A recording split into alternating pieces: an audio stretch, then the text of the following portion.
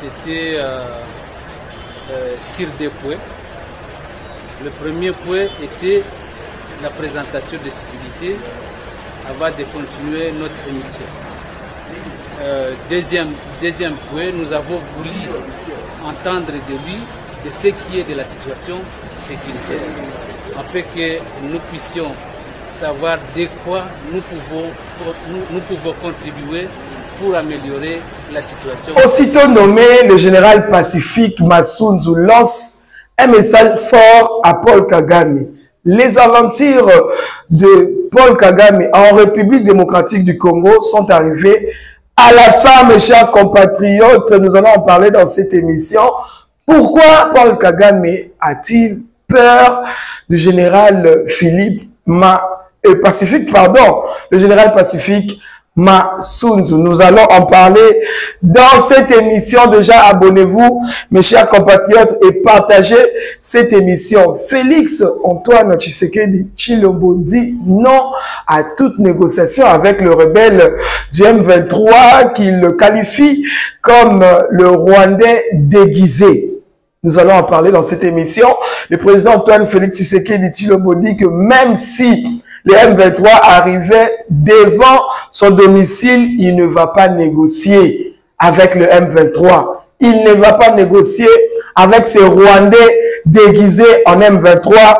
Mes chers compatriotes, vous êtes partout en train de nous suivre sur Top Africa Télévision, votre chaîne d'information sur Top Africa Télévision, la chaîne que vous avez choisie pour vous informer. Merci déjà de vous abonner massivement. Merci de partager cette émission et surtout de liker. Plus de j'aime pour protéger nos vidéos, s'il vous plaît. Plus de j'aime, je dis encore, pour protéger nos vidéos. Moi, c'est la vôtre, Jemmy Chibangu. Contactez-nous au plus 243 81 79 164. Écrivez-moi directement au plus 243 81 79 52 164. Mes chers compatriotes, merci beaucoup déjà à tous ceux-là qui sont connectés. Merci à la grande équipe de Top Africa Télévision, cette grande équipe qui ne cesse de tourner la balle derrière au four et au moulin pour vous permettre de recevoir cette vidéo. Si cette vidéo vous arrive en très bonne qualité, pardon, dites merci comme ça à celui qu'on appelle Chris Marc 7. Merci beaucoup à toi. Merci à Marboché Mouteba derrière la caméra. Merci à toute la grande équipe de Top Africa Télévision, Tanya Mavambu, Peggy Walungwa, Israël Kaloubi. Merci beaucoup. Nous allons parler des actualités en République démocratique du Congo. Je venais de le dire tantôt, qu'aussitôt arrivé, qu'aussitôt nommé, le général Pacifique lance un message fort à Paul Kagame. Bande Kobalandi, en ce moment où je vous parle, Paul Kagame est arrivé à la fin. Les aventures de Paul Kagame en République démocratique du Congo sont arrivées à la fin. Paul Kagame azako lenga, Paul Kagame azako banga. Nous n'avons pas pensé qu'un jour, une nomination peut faire peur comme ça à celui qu'on appelle Hitler, qu'on a surnommé Hitler africain.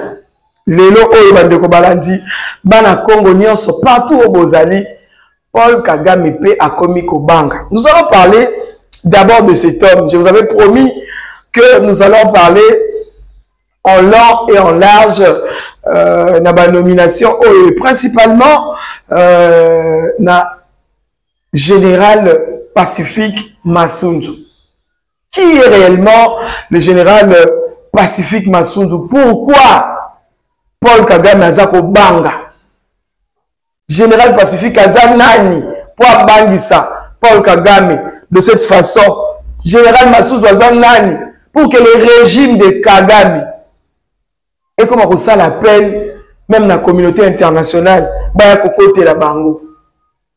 c'est la question que tout le Congolais doit se poser partout au Bozani. Et puis, Maman Jemmy, qu'est-ce qui se passe? Pour la nomination du président Félix Antoine Tshisekedi cette fois-ci na côté armé na kati ya FARDC et lobby si régime ya Kagame. Pourquoi régime ya Kagame keti na communauté internationale ko sala appel ko funda bakomi ko sena ba côté la bango juste après cette nomination. Et en plus, pourquoi le nom il y a Général Pacifique Masunzu eza ko lengi saboye ba Rwandais eza ko lengi sa non seulement le Rwandais même le M23 parce que vous le savez déjà le M23 égale Paul Kagame, le M23 égale Rwanda. Dans le M23 il y a l'armée rwandaise derrière. Comment ça se fait que Bazako Banga à ce point le général Pacifique Masunzu? Nous allons en parler dans cette émission. Mais un peu comme ça, histoire, il y a général Pacifique Masunzu. Pour ceux-là qui connaissent l'histoire, merci de partager. Pour ceux-là aussi qui ne connaissent pas, permettez à tous les Congolais de partout dans le monde, place sur Bazali, base à l'information, le pourquoi il y a Kobanga, il y a Paul Kagame en cette personne de Pacifique Masunzu. Je vous avais dit l'autre fois que Kagame connaît très bien Pacifique Masunzu. Bani malam. Je vous avais dit ça. Que la royauté betali solo wana. Bani. Moi je vous dis, tu ne peux pas avoir peur. Il y a muto yebite même na combat tout le monde ango. Ma boxer ami balé na ring. Ma boxer ami balé na ring. Ceux qui ont yebi adversaire na yote. Ozala trop si nazama kasi. Tout le monde a boxer mais ça la grimace. Ayebi na l'anniversaire, te azo mona ra anniversaire surtout ba ça ba poids lourd. Pe maman so baza ba poids moko. Abi que o aza 100 kg. Ouais, baza peut-être poids moko te. Ayebi anniversaire, te azo se fier na ba kilo na ye. Nga na za poids lourd na ko beta o wana kuna. Ayebi. Mais quand tu connais très bien ton adversaire et que oyebi que boza poids moko, peut-être 100 kg 100 kg. 200 kg, 200 kg. Oyebi nombre de combats, adversaire à Bunda peut gagner. Oza déjà na Rubanga. Oyebi te côté ni à Robete là yo. Oyebi que adversaire ayebi bien que avant to matana ring, a coûté na kilo déjà na restaurant pour se dire à Madesu. Ayebi ka Robete lo kumo na libumu au samedi. Donc c'est ce qui se passe avec Paul Kagame. Mes chers compatriotes, c'est ce qui se passe avec Paul Kagame. Ayebi, le général Pacifique Masunzu, très bien. Et aussi, de son côté, le général Pacifique Masunzu connaît très bien Paul Kagame. Non seulement Paul Kagame, il connaît très bien le secteur. Il connaît très bien le Rwanda. Rwanda, Ouganda.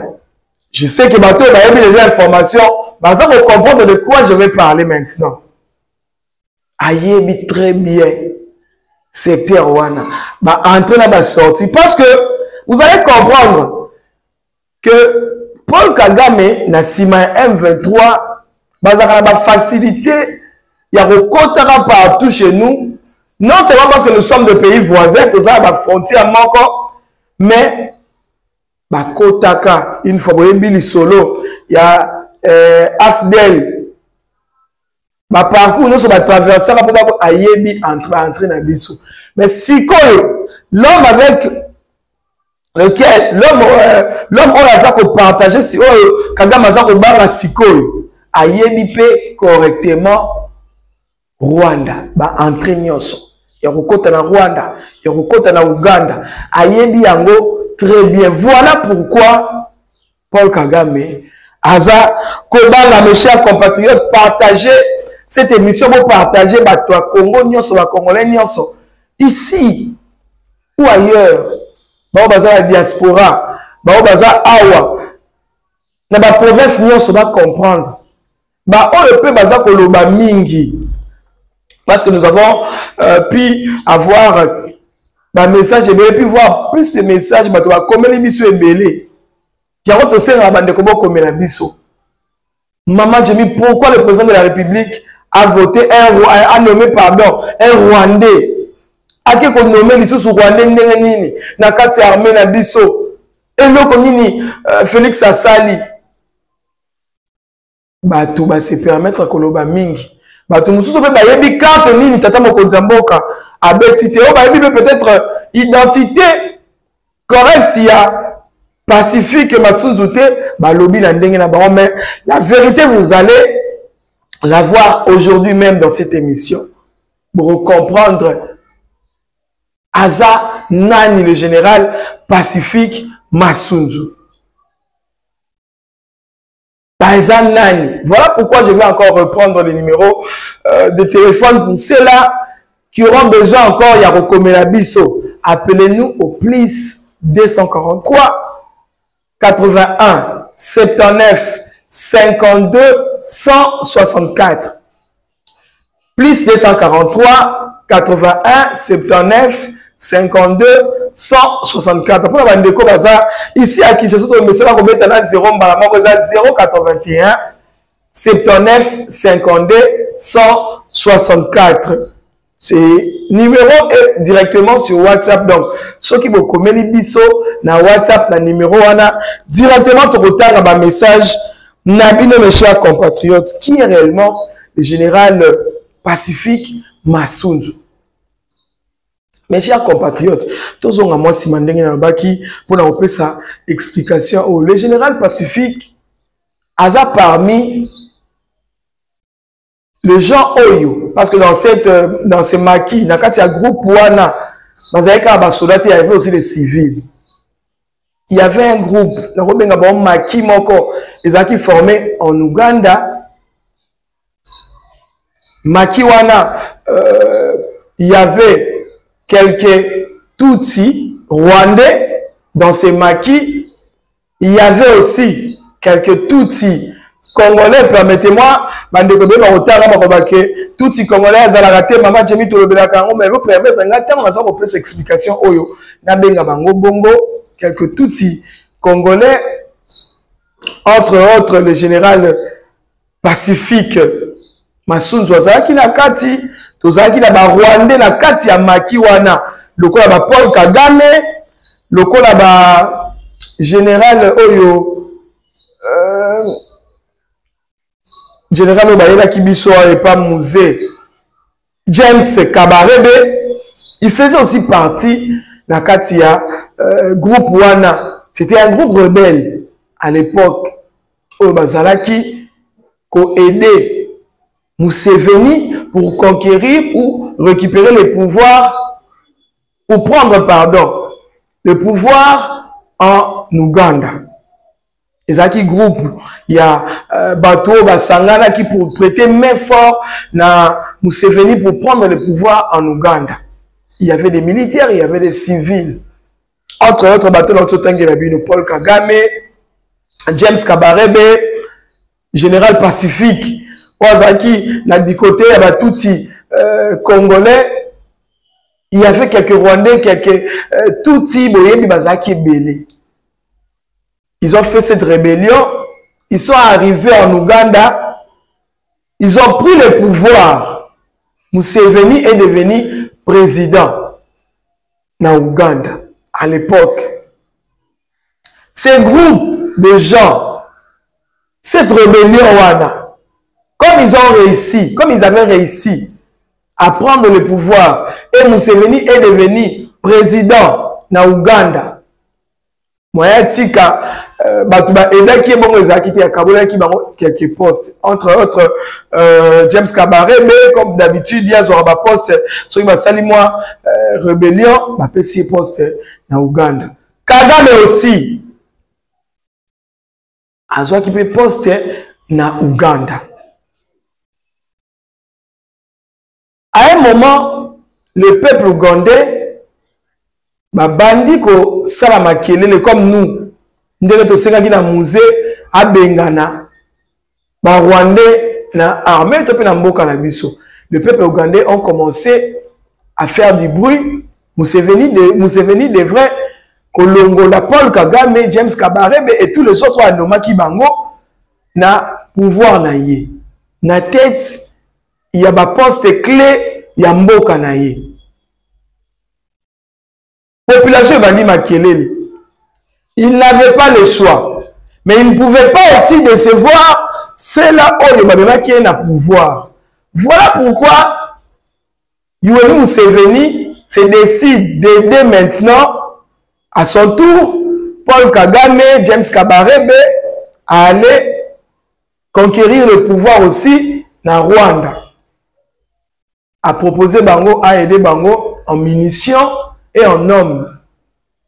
Il leur a donné plus d'hommes, plus de munitions pour aller conquérir le pouvoir dans Rwanda. Le même groupe rebelle, et Baluki, après avoir qu'on pouvoir, qu'on peut ça, pouvoir dans Museveni et Zongi et Bandi, qu'on ça la démarche du Soussou, il y a qu'on récupérer le pouvoir dans Rwanda. Il y a qu'on ça la guerre contre l'ancien président Habyarimana, l'ancien président rwandais. Ils ont fait la guerre à Habyarimana. Habyarimana est tombé. Boyebinenga Habyarimana kufa oyo ba beta avion na Masasi missile pardon ba beta missile na avion na esika puis génocide. Vous le savez très bien, génocide de Rwanda et banda la liwa ya Habyarimana au missile beta l'avion na. Nous n'allons pas entrer dans les détails wana il y a homicide. Il y a homicide wana ya Rwanda. Il y a génocide, pardon. Nous n'allons pas entrer dans les détails wana. Il y a génocide wana, il y a Rwanda. Kagame est arrivé au pouvoir. Kagame est arrivé au pouvoir. James Kabarebe, Naba équipe na Mobimba, y compris le général Pacifique, Masunzu. Oyo azaki ko aider bango, oyo azaki ko faire partie na ba touti congolais. Mais dans l'ensemble de la salaki rébellion na bango yepe na kati. Il n'était pas le seul, il y avait aussi quelques touti congolais. Permettez-moi, je vous demande pour n'aimi que bandeko bakoloba mingi na sima vidéo mais pour permettre nga na kende na histoire ndenge zalaki. Arrivé au Rwanda, ils ont commencé à travailler, ils avaient déjà le pouvoir, Kagame était déjà président de la République. Ils ont eu l'idée à déloger Mobutu, à faire tomber le régime de Mobutu. Parce qu'il a besoin, il y a des opposants à Mobutu à l'époque. Ils ont commencé à chercher, aidés par Museveni toujours, vous savez, et vous connaissez très bien l'histoire, on a bêté la bidon en émission na Congo, mon pays. Museveni, Kagame et les autres, de James Kabarebe, le général Pacifique Masunzu, parce qu'il était tout congolais déjà, Babi Borto, tu as quelqu'un, opposant, il y a Mobutu, toi associé Bango. C'est par là que Mouzé, Laurent Désiré Kabila, fait entrer Nakatia, groupe Wana. Basangani, Mouzé Liboso, le général Pacifique, Nakati, il y a troupe aux acquis délégués parce que il était déjà considéré tout congolais, Bachie Nanga, Bino Pena Tour, d'Amir qui ne récupérer pouvoir na Bino. Aidé par James Kabarebe, Naba Rwandais, qui faire partie de l'armée Boyebine Bakotaki. Ils ont formé AFDEL, pardon. Ils ont formé l'AFDEL pour faire tomber le régime de Mobutu. La démarche est bandit, côté logistique, côté Nyon sur Basangani, tout était fait prêt, Basali est entré dans Bango. AFDEL à Kota a récupéré pouvoir. Voilà. Mouzé aussi arrivé au pouvoir. Il est arrivé au pouvoir, a commis président de la République. Vous voyez très bien l'histoire, c'est pas ça. Mouzé aussi à son tour, devant Désiré Kabila, il était obligé de nommer Bato Eda qui est comme président de la République, à Kota, Nazaïr à l'époque, comme la République démocratique du Congo. Déjà comme de James Kabarebe et autres. A nommé James Kabarebe chef d'état-major, ma poste est belé occupé par le Rwandais. La population aussi, quand on a Salamaki na Ouganda, soulèvement bandit. Bandit Kocha, président de la République, pression. Surtout il épaisse. Vous vous souvenez que Papa Etienne a Bengara Mouzé, a Ebisi Mouzé, Zongisa Batouana et Pana Bango. Sogi Nyonga Fouta Bango, Bazonga et Pana Bango. Il est fait à pression. Mouzé était obligé, il y a Koyoka peuple naïe, il y a Koyoka Papa Etienne aussi, à l'époque. À Bengani Bango, Rwandais. À Sengi Bango, Bazonga. Kosenga Sengi Bango, Bazonga, Nde, Bake ko former RCD. RCD, ils ont été formés par Azarias Rouberoy, Toura Lambert Mende, Moïse Nyarugabou, il y avait Zaïd Ngoma, il y avait aussi le général Pacifique Massunzu. Le général Pacifique Massunzu faisait aussi partie de RCD. Dans 8 mois, Kimia, population s'est calmée, nous a Bengani Rwandais, RCD s'est créé. Après un moment, j'espère que vous allez comprendre là où il y a moi ma question, ça parce que les histoires pour ne pas si ça ngongana biso bande ko ba osala biso signe pam naza ko kena moi na ba étape essentielle pour te comprendre biso nyonso. Après le RCD, la négociation avec Salama 1+4, vous vous souvenez, époque il y a 1+4, président Moko, on a 4 vice-présidents en République démocratique du Congo. La négociation est Salami, brassage est Salami, l'armée. Le général Pacifique s'est retrouvé dans l'armée. Il a rejoint les FARDC. Voilà entrée, il y a général Nakati, il y a FARDC. Tout les Congolais de son état, n'a pas procédure, nous sommes Yaouta qui n'a procédure sur Yaouta, il s'est retrouvé après brassage Nakati, il y a armée Nabiso. Nakati, il y a FARDC. Il a commencé à travailler. Nakati, il y a FARDC, bah, témoignage qu'il a combattu le bon combat. Avant d'anayer, calmement, pour lui, il s'est dit que Mboka o ba pesi biso mabele ba pesi biso bisika toza ba Congolais pe to comme ba Congolais nous devons défendre ces pays. Nous devons défendre ces pays. Il a continué à servir son pays Oyo Amoni République démocratique du Congo. Na bolingo nyonso avec tous ses efforts, avec tout l'amour. Il a commencé à servir son pays. Mais, qu'est-ce qui s'est passé? Kagame n'a pas voulu que le général Pacifique Massunzu a servir République démocratique du Congo. Pour l'ailleurs, il fallait que Pacifique Massunzu a servi l'intérêt rwandais. A servi l'intérêt à Rwanda, à Zanakati armée congolaise, mais servi l'intérêt rwandais. Le général Pacifique a dit non. C'est le nom du général Pacifique qui a créé un problème, qui a créé une rancune entre le général Pacifique Massunzu et Paul Kagame. À ce peu-là, Nangote. Je vous dis en ce moment, plusieurs tentatives et salama. Il y a banda leloté. Plusieurs tentatives de meurtre et salama pour éliminer le général. Parce qu'il le savait très bien. En servant la République démocratique du Congo, lui qui est un homme qui connaît très bien Kagame, dans l'opération sur la salle, il y a un témoin gênant. À comment on s'ala tout pour éliminer.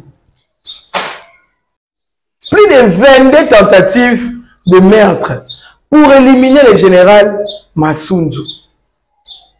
De son côté aussi, le général Masunzu, tellement il connaît les stratégies à Paul Kagame, à Bandaïko Esquivango, à Salatou, et puis à Simbate. Il a continué à servir la République. Il a continué à servir la République démocratique du Congo au sein de l'FARDC. Azaki wana, Azako Bunda, Azako Bunda, Azako Bundela Mboka. Kagame Sepela Tia Lukambo Maé Simbate, je vous compte 22 tentatives. Il y a meurtre. Bameka pour assassiner et Simbate. Le président de la République, Félix Antoine Tshisekedi Tshilombo, a été tellement armé depuis qu'il est au pouvoir, Moussa ne comment étudier armé. À l'andelaka dossier à moko, ba généraux moko. Aiko kweya na dossier il y a général Pacifique Masunzu. Ba étudier dossier nae, ba service à renseignement ba sali Moussala, ba étudier dossier nae. Sur terrain, ba étudier dossier. Après la tripartite, Ozaki annulé, le président de la République a bimisi carte. Il y a général Pacifique Masunzu. Quand on a bimisi carte directement, Théoki Mile le bandit. Ba peine et bandit kokota. Ba peine comme kokota ndenge na ndenge. La communauté internationale Mabé. Va menacer le président de la République Mabé. Accusation est bandit. Mes chers compatriotes, accusation est bandit. Kagame a la vérité. Il n'arrive pas à dire la vérité. Il y a pourquoi. Azako Lobela Likambouya, Pacifique Masunzu. Or, il a peur parce que, histoire n'a autre que la bino awa, Masunzu a yébillé très bien. A yébi côté ni na rovi ko frapper na Rwanda et puis ça la passe. Il sait là où frapper pour faire mal à Paul Kagame. Il le sait très bien. Voilà pourquoi Paul Kagame a peur. Voilà pourquoi Paul Kagame a peur. Pour ceux-là qui sont en train de dire que le président de la République a nommé Rwandais, je vais vous dire de vous calmer. Le président de la République a ébi très bien Ninyazo Sala. Na carte ya bitumba, na carte ya guerre, ma carte ya rebelle. Et puis cet homme-là, c'est un homme qui est congolais. Parce que depuis tant qu'il y a un mboka na biso, abanda remunde la biso. Quand il y a un Kagame, alors que Bazali, Bazaba tout si congolais. Voilà pourquoi les gens ont accusé le président de la République, Babé la communauté internationale, Babé, Basala la réunion Mabé, Bapele les Kamabé,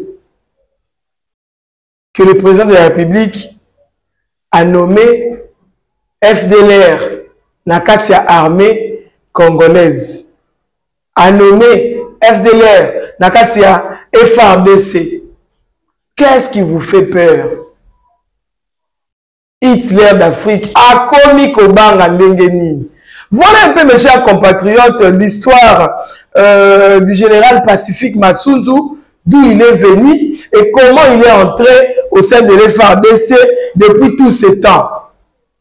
Pour la bande que c'est dérangé, j'espère que vous comprendre l'identité. Malamou, il y a général Pacifique Masunzu. S'il y a des questions écrivez-nous.